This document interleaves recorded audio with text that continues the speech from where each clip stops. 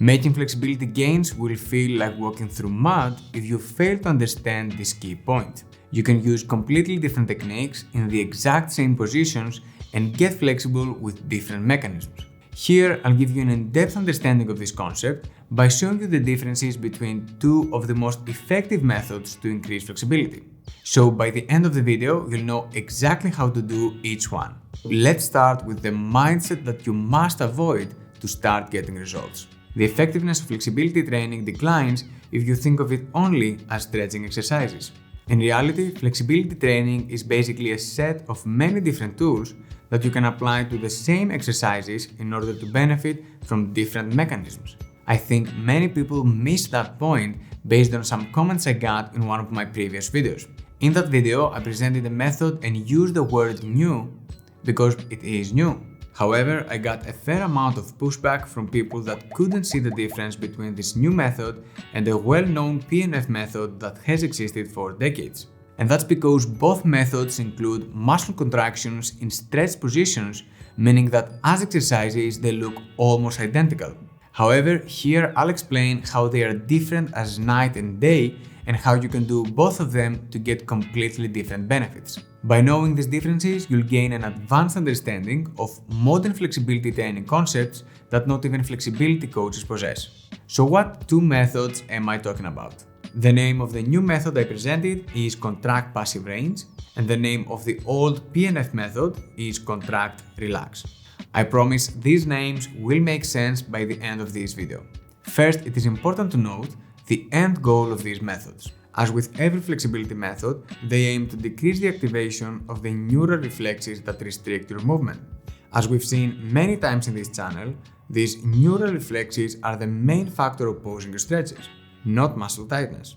So when you stretch a muscle to make it more flexible, your own body resists by contracting the same muscle. These reflexes get triggered close to your max range, and both of the methods presented here aim to bypass them, but with different mechanisms. I'll first show you how to contract relax increase flexibility with an example on the hamstrings, and then show you the benefits you can get from a different mechanism with the contract passive range method. The purpose of the contract relax method is to acutely deactivate the neural reflexes that oppose your stretches by triggering a central nervous system reflex called autogenic inhibition. This reflex occurs when you contract a muscle while it is being stretched. Specifically on the hamstring stretch of the front leg, you can contract the hamstrings while they're being stretched by bending the knee and acting like you want to slide the heel back close to your body. You can find a thorough explanation of this technique in one of my past videos. Now, when this contraction occurs, the central nervous system relaxes the same muscle through autogenic inhibition and lets you go lower. For this to happen, you first need to be close to your maximum range, so close to your 100% stretching intensity. 100% stretching intensity is the maximum range you can get and also your most painful spot. Regarding the contraction intensity, aka how hard you should contract during these contractions, the latest research suggests it should be around 70% or less, with 100% being the maximum strength you could put in each contraction. Contracting harder than 70% doesn't add flexibility gains, as was repeatedly shown by the literature. These contractions are typically around 6 seconds, and they are followed by a relaxation phase of 6 seconds when you get the benefit from the autogenic inhibition-induced relaxation and go lower. This follows a second and a third repetition, with each repetition going lower. The contract relax aims to deactivate the neural reflexes and go lower in each repetition. That's why repetitions with short duration are needed, and the relax phase is only there to give you the time to go lower and do the next rep. Now, this is completely different from what we aim for in the contract passive range. Here, the only similarity to the contract relax is the contraction of the stretched muscle. So from a distance, these two look the same. However, everything else is different. Starting from the purpose, the contract passive range aims to deactivate the neural reflexes that restrict your range by increasing end range strength through mechanical tension. In other words, get the muscle stronger near its maximum length. The stronger you get at these positions, the more your nervous system feels safe at these ranges and reduces its restriction. To do that, you need to be close to your maximum range, but not necessarily at your maximum range. A good starting point is around 80% of stretching intensity, which can gradually increase over time. The reason why you don't want to go higher is that it makes the contractions a lot harder. The more stressed the muscle is, the harder it gets to contract it properly. On the other hand, the contraction intensity, since we're talking about pure strength training, needs to start closer to 80% and gradually increase. The purpose is to increase strength, so in contrast to the contracted lax, which stays steady at 70% contraction intensity, here progressive overload makes sense. So over time you want to contract harder. The duration of each set, aka the time under tension, can start around 15 seconds and gradually progress to more, since a longer training stimulus will produce better strength adaptations. These contractions are one repetition per set, like all isometric exercises, like the plank for example.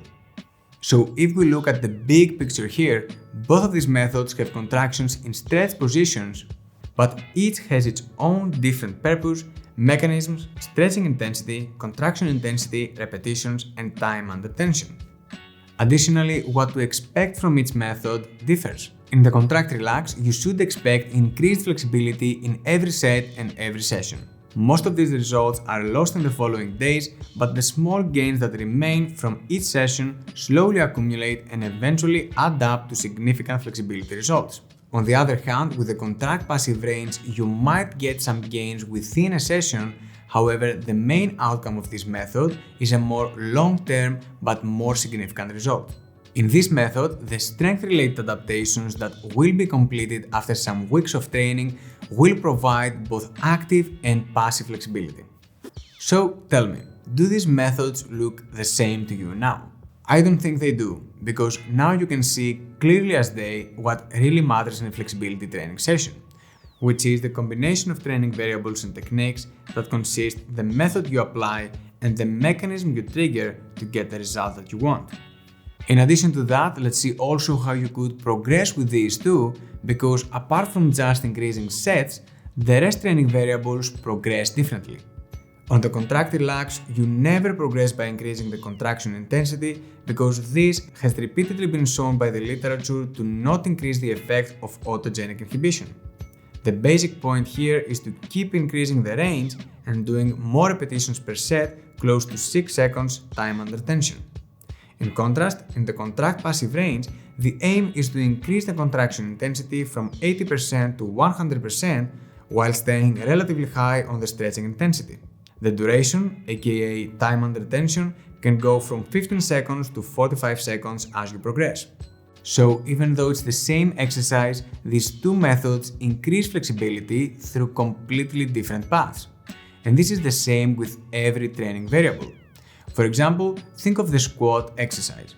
Doing the exact same movement with either 50 repetitions bodyweight, lightweight with explosive concentric phase, or heavyweight low reps triggers different mechanisms and leads to different adaptations. It's a completely different program on the exact same movement. The same thing is true for flexibility training and the methods I showed you here. If you found these methods interesting and want to learn more about them, you can see these next videos.